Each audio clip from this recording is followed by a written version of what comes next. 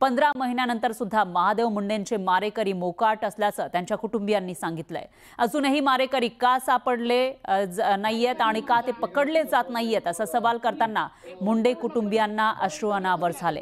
तर उपोषण करू नका अशी विनंती सुप्रिया सुळेंनी महादेव मुंडे यांच्या कुटुंबियांना केली। त्यांनी दुकानावर मार्केटमध्ये काम केलेले, दुसऱ्याच्या दुकानी मुनी म्हणून केलेले, आणि मग ते सध्या कुणी सध्या म्हणणार नाही माणूस असा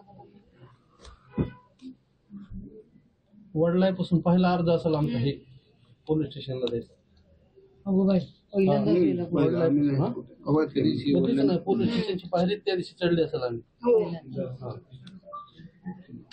केसच आमच्या घरातून केस म्हणजे असं बाहेरच चढली आम्ही पहिल्या वेळेस। काय संबंधच नाही। मी राजनीती म्हणतात सगळं सगळ्यांना माहिती आहे ताई, नाव सुद्धा सगळ्यांना माहिती आहे।